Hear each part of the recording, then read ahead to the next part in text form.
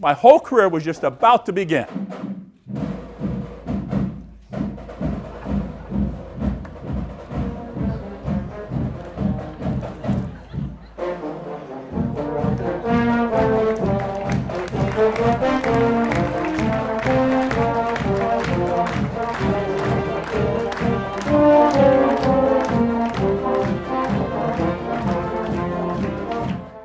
My career started in business, but even before that, I was a policeman working while going through school. Now I'll show you, before I talk about that, let me tell you what an entrepreneur is. A person who starts a business and is willing to risk loss in order to make money. That's what an entrepreneur is. Let me give you a little bit of information about the essential traits of an entrepreneur. What does it take? You have to be independent. You can't have somebody supervising and looking over your shoulder in order to be effective. Persistent and determined, self-confident. This was me 1,000 years ago. While I was in school, I worked as a police officer. I finally graduated. I think I made $78 a week. And I loved law enforcement, but what I loved the most was fraud investigations. I had some seniors in my community in Lexington, Ohio, who had been ripped off. One woman in particular, she had $78,000 to her name. That's all she had. She was 74 years old. And her son borrowed money from her again and again and again, and all of a sudden she was completely out of money. My job was to evict her from her house. And I remember going to her house as a policeman saying, gee, I'm sorry, but you have to leave. I felt so terrible seeing this elderly lady, taking her out of her house. I found a temporary home for her with Adult Protective Services. I put her in this nice home. There she went to a permanent nursing home, and I would visit her every week. And I would share my measly $78 with Margaret because she had no money. And when I confronted the son and said, I'm going to arrest you for fraud, he laughed in my face. He said, you can't do anything about this. She gave me the money. Okay, and while I was selling biomedical engineering services, I noticed these cans in the x-ray department. These are little steel wool cans. And as silver solution is passed through the steel wool, there's an ionization process that takes place. For every ion of steel wool, it's replaced by an ion of silver. But it only captures about 40 to 45% of the silver because this process can't take place fast enough for it to capture 100% of the silver. So, which has a rotating cathode, and it could extract 99.9% of all the silver that it passes over the cathodes. Everybody has to win in every business relationship that I have. So then I have all the silver and gold going all over the country, so I started my own security guard business. That's me, believe it or not. And I ended up with about 3,000 guards. And the reason it happened was I had a unique perspective. I just wanted to guard hospitals. That was my niche. Hospitals only. No banks, no quarries, only hospitals. And the reason for that is hospitals need guards 24 hours a day, not 7 hours while a bank is open. So, and they need a different kind of guard. They need a sophisticated guard, a well-trained guard, a guard that will walk the nurses to their cars because 97.1% of hospital employees are female. So they need to be walked to their cars at 3 o'clock in the morning. They need to have special drug cart controls. They need to engrave all the instruments in the surgical suite so that when the doctors steal laparotomy sets for their outpatient clinics, we have some way of identifying them. I actually had a chef at Sarah Memorial Hospital that was stealing all of the steaks. He would walk out with a box of steaks. And so what we did is we dusted him, and then we put a black light over the doorway, and when he walked out, he lit up like a Christmas tree. Where do you think the entrepreneur lives in this village? So there is a bit of a risk to this business, which you'll find out in just a minute. So I've got all this money pouring in. I don't know what to do with all this money, except I know I've got a huge tax bill, about a $7 million federal tax bill, because I am making lots of money. And I have a big tax problem. So I decide I'm going to buy windmills.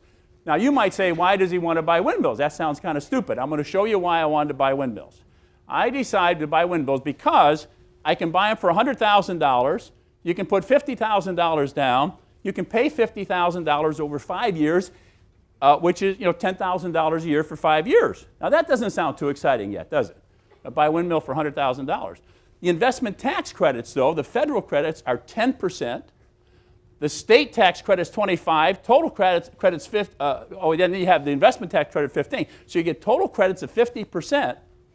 Credits come off of your tax liability. So if you owe the government $100,000 and you have $100,000 in tax credits, what do you owe the government? Who can tell me? Huh? Nothing. You owe nothing. By the way, before I tell you that story, I haven't failed. I've just found 10,000 ways it won't work. See, this is how an entrepreneur thinks.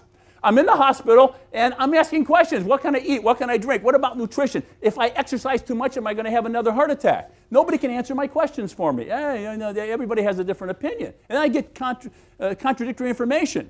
So I dreamt up this idea. I'm going to start a magazine for people afflicted with heart disease. Epiphany happened. And exciting things, my whole career was just about to begin.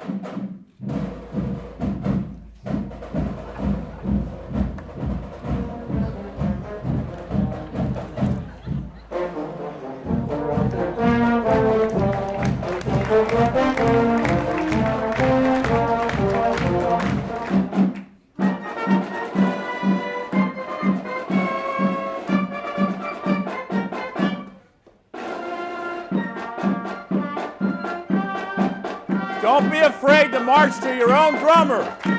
Don't be afraid to distinguish yourself. Don't be afraid to be different.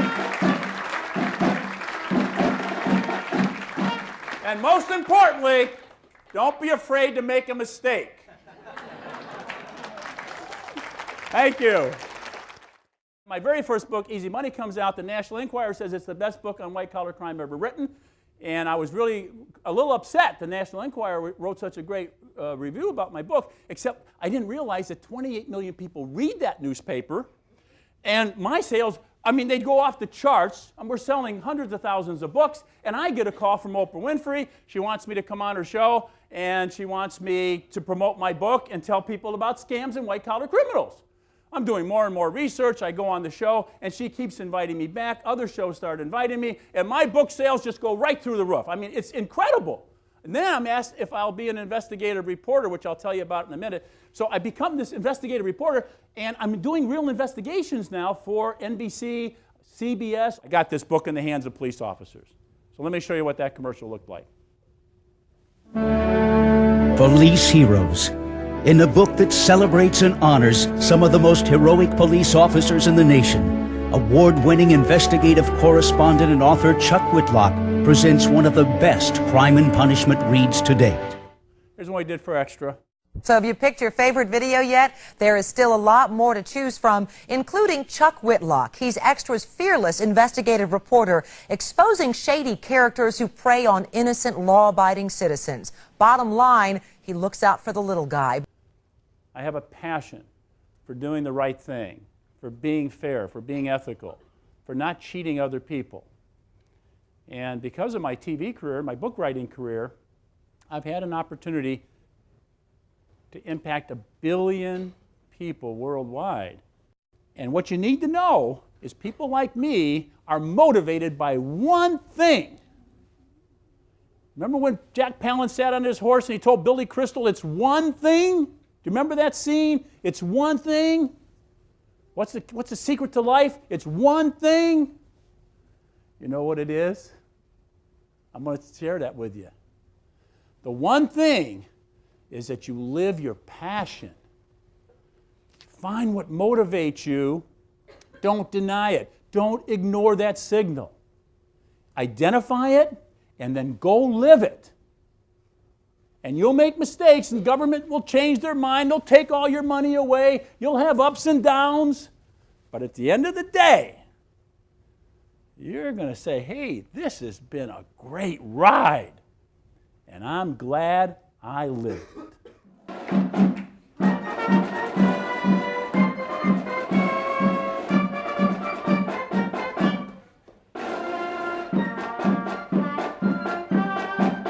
Don't be afraid to march to your own drummer. Don't be afraid to distinguish yourself. Don't be afraid to be different.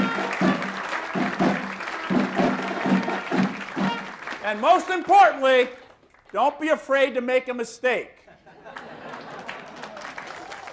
Thank you.